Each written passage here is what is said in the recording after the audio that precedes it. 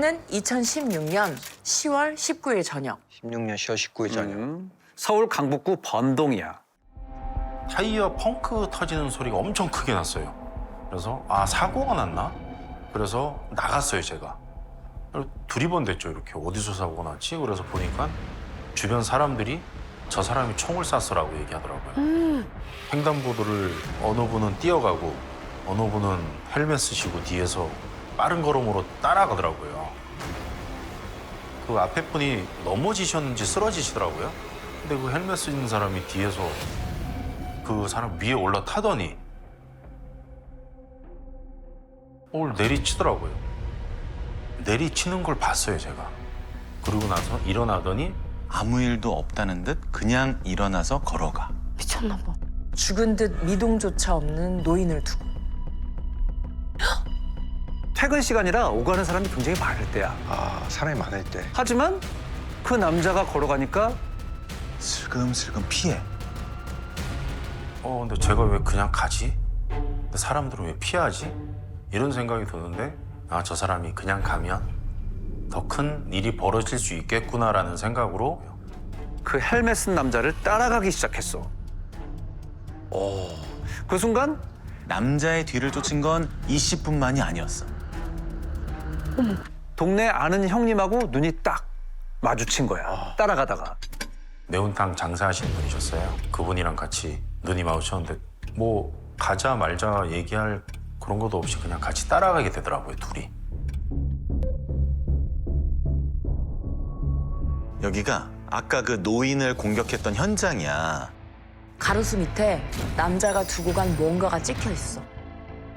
뭐야? 뭐지 이게? 이게 뭘까?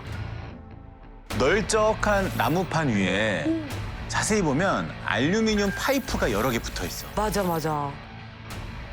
모양은 좀 낯설지. 하지만 이건 총이야. 아, 이게요? 이게 총이야. 이 사람 이거 만들었어?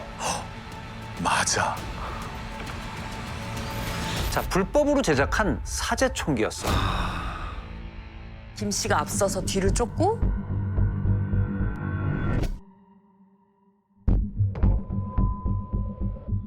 이 씨는 따라가면서 112에 신고를 했어.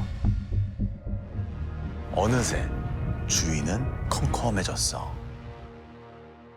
범인이 주택가 골목을 나와서 갑자기 막 뛰기 시작해. 갑자기 뛴다고요? 그리고는 찾기를 건너. 맞은편은 오페산 터널 입구. 길을 건넌 범인은 터널 입구에 오른쪽 경사진길을 따라 올라가더니 화단 속으로 몸을 숨겨. 이 씨는 경사로 아래쪽에서 전화로 범인의 위치를 알렸어. 오페산 터널 오른쪽이요. 지금 화단 안으로 들어갔어요. 그때였어. 경찰차 온 거야? 그렇지. 그리고 조수석에서 경찰이 내려. 그 순간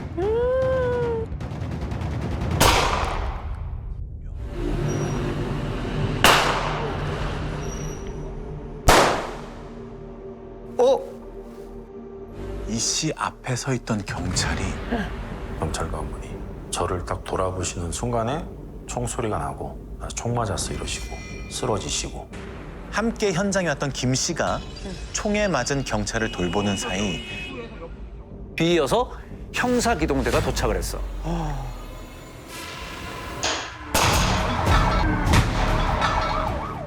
경찰도 맞대응에 나섰어. 영화에 보면 총 쏘고 고개 숙이고 총 쏘고 고개 숙이고 그러잖아요. 거의 그런 상황이었어요, 정말.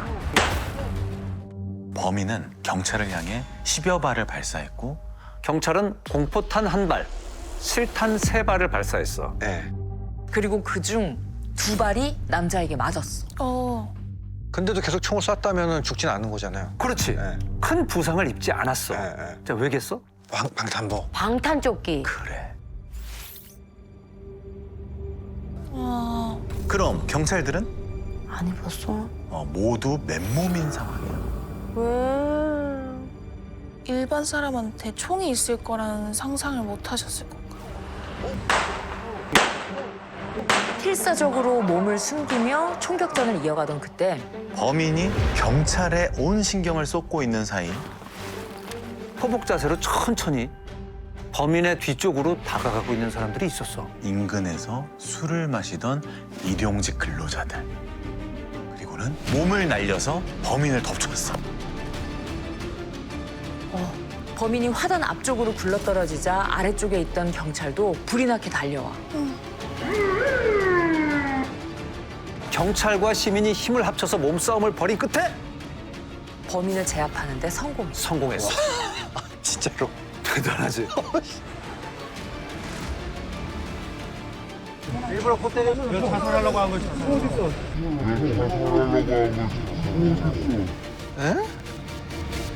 자, 이 남자 이름은 성병대.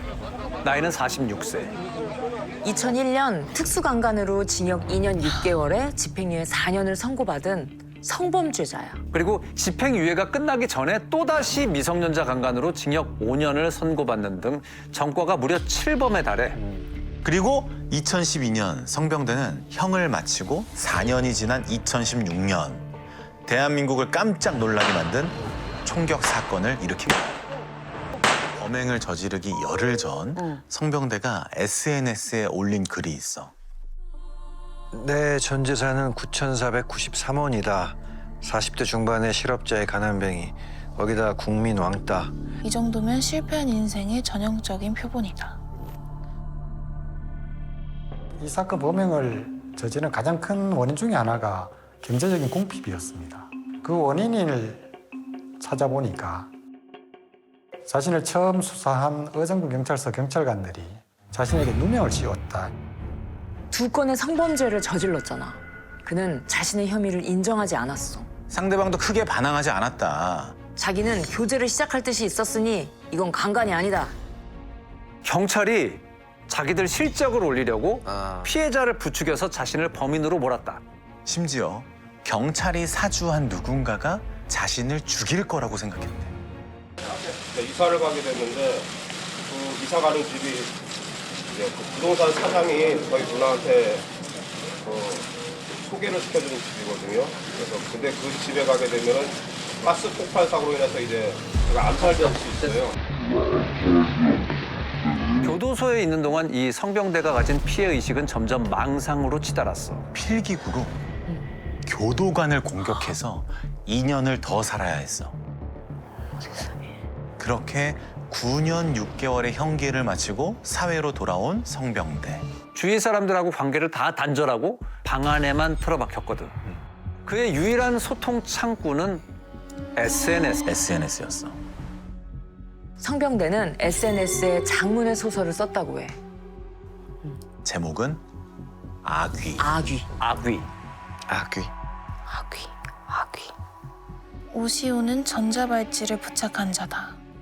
오시오가 자기네. 그치. 망상, 본인 얘기다. 그리고 경찰은 소설 속에서 그를 감시하면서 괴롭히는 존재로 등장을 해. 동네에 설치된 CCTV를 보면 경찰이 나를 감시하고 있구나. 그리고 그의 SNS에는 의미를 알 수 없는 낯선 용어가 등장하기도 해. 이날 이 시각에 무슨 일이 있었냐면 부동산 잠입 경찰이 내 현관문 앞 화장실을 이용하며 각퇴 작전을 전개하였기에 이게 뭐야? 그러니까 성병대는 자신을 화나게 하는 주변 사람들이 경찰의 사주를 받고 있다고 믿었어. 자신에게 폭행을 저지르도록 유도를 해서 체포를 하려는 경찰의 작전이다. 유도. 그 유도 작전을 바로 각퇴 작전이라. 칵퇴 작전이라고 불렀던 거야. 성병대는 같은 건물 1층에 살던 부동산 주인하고 마찰이 잦았었대. 그래서 그를 각퇴 작전에 동원된 비밀 경찰이라고 믿었다고 해. 범행 8일 전에 올린 글이야. 앞으로 나는 2, 3일 안에 경찰과 충돌하는 일이 있을 것이다. 부패 친일 경찰 한 놈이라도 더 죽이고 가는 게 내 목적이다. 나에게 선택의 여지가 없는 것이다. 강북 경찰서 형사는 내가 내 방을 통제할 수 없는 상황이 되면 내 방에 시신을 넣어 살인 누명을 씌우려는 음모를 갖고 있다. 이는 확실한 것이다.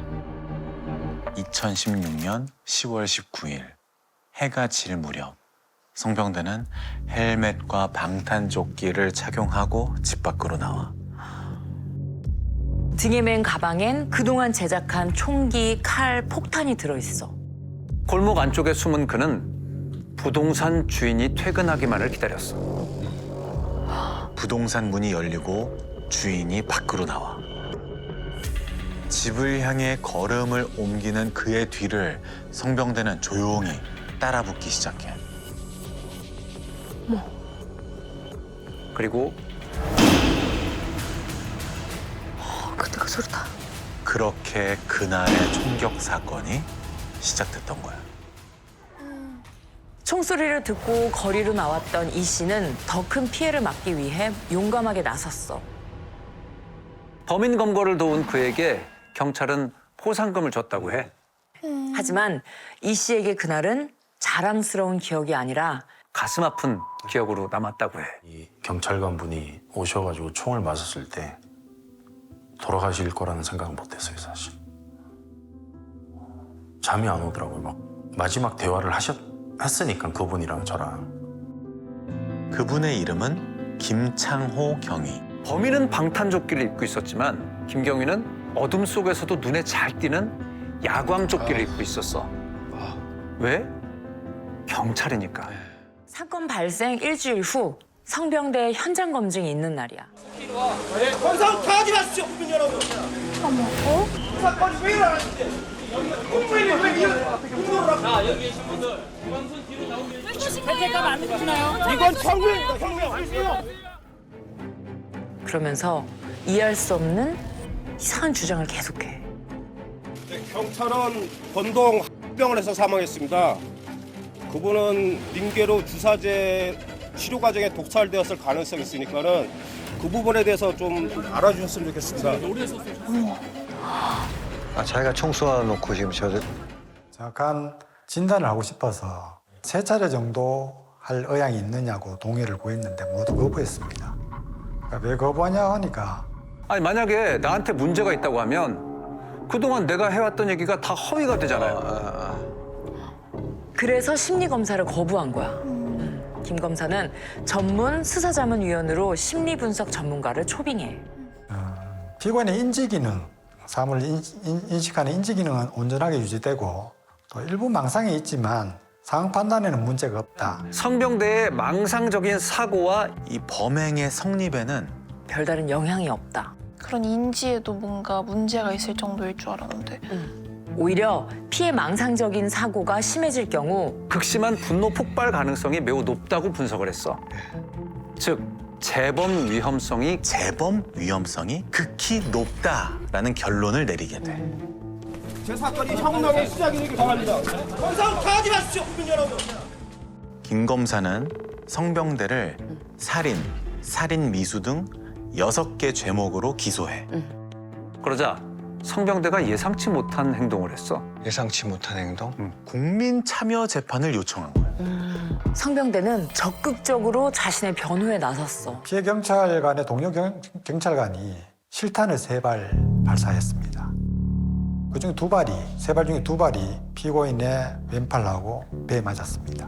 그리고 나머지 1발이 어디 갔겠느냐. 동료 경찰관이 쏜 실탄에 피해 경찰관이 사망한 것이다. 이런 주장이었습니다. 그래서 김 검사는 바로 성병대의 주장을 깨뜨릴 결정적인 증거를 제시해. 피해자 엑스레이 사진에는 오른쪽 가슴에 박혀 있는 쇠구슬이 찍혀 있었어. 그렇죠. 경찰이 쏜 총이 아닌 성병대가 쏜 총에 맞았다는 확실한 증거였던 거야. 성병대의 반응은 어땠을까? 그 쇠구슬, 사제총에 의한 쇠구슬은 경찰이 조작한 것이다. 그 쇠구슬을 박아 넣은 것이다. 이런 주장이었습니다. 말이 안 되잖아요. 성병대는 최후 진술에서 이렇게 말했어. 증인들은 지금 나를 피해 망상으로 몰고 가려고 사전에 다 교육을 받았습니다. 제가 거기에 있는 그 국민 배심원이라면 안 믿죠. 김 검사는 피고인 성병대에게 사형을 구형했어. 9명의 국민 배심원도 4시간에 걸친 평의 끝에 판결을 내렸어. 9명 만장일치. 만장일치 유죄. 그렇게 성병대는 사회로부터 무기한 격리된 거야.